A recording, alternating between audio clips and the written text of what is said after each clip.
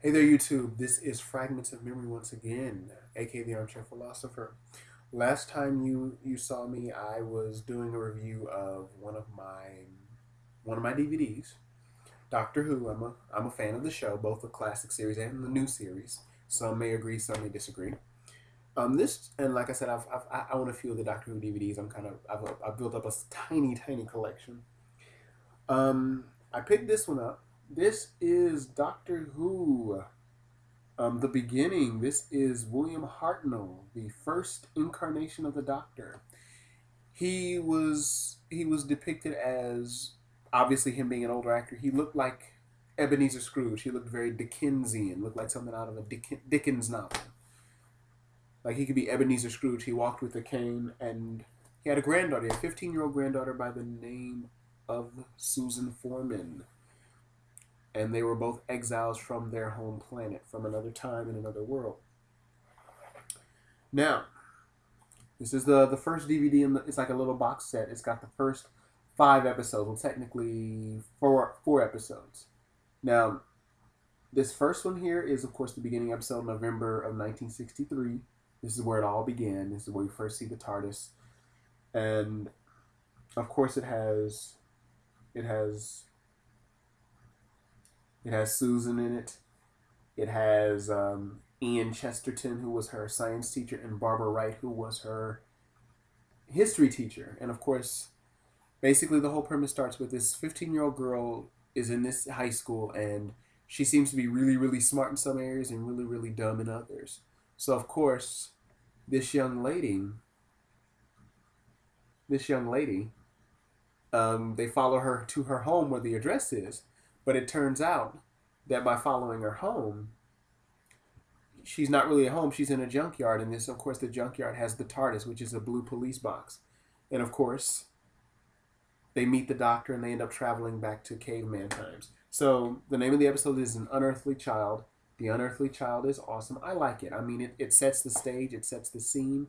It's 60s technology, and you just get to see the Doctor in action. And you also see how the Doctor is not heroic initially. He's even willing to take a stone and bop somebody over the head to kill him. Except Ian stops him, and Ian's kind of a good counterpoint for the Doctor.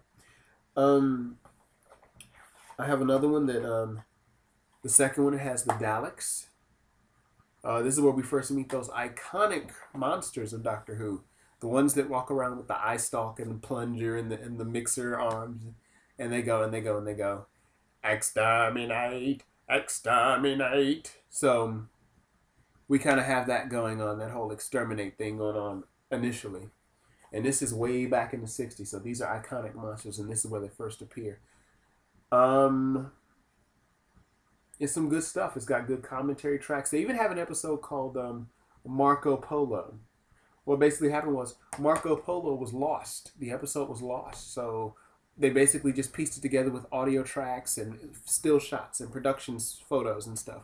So it's some really good things. I mean, I sat down and listened to the Marco Polo thing, and I thought Marco Polo was just an awesome episode, and I kind of wish they were able to preserve that episode more so. I wish there was more footage from the Marco Polo episode.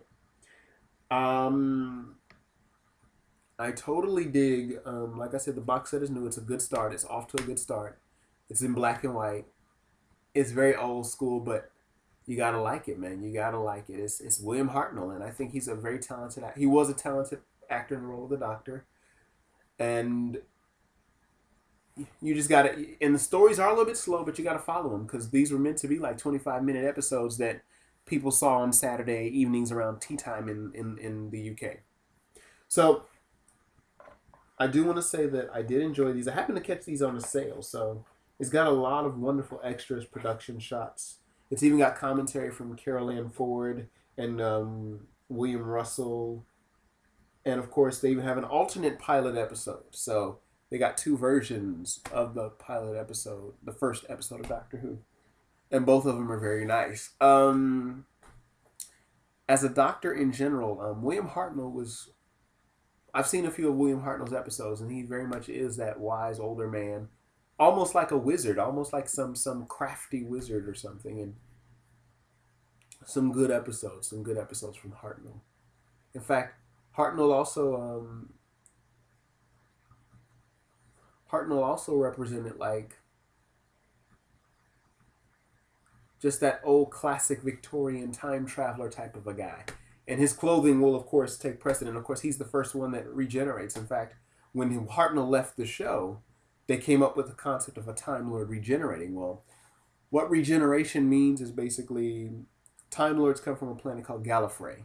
And anyway, anyone who's a Gallifreyan at the brink of death, a Time Lord's way of cheating death is to change every cell in his body and regenerate. And of course, he becomes another man. Well, this is a clever way of changing actors.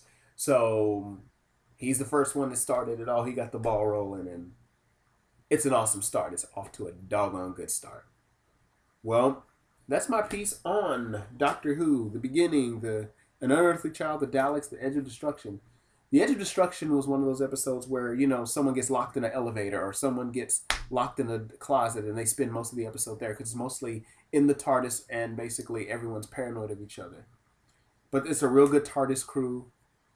Ian, great as the dashing young man. Barbara as the great, wiser, older woman. And then you got Susan, the cute little 15-year-old who's loves her grandfather, you know. So, good stuff going on here. I say, if you can find it, pick it up. Take care.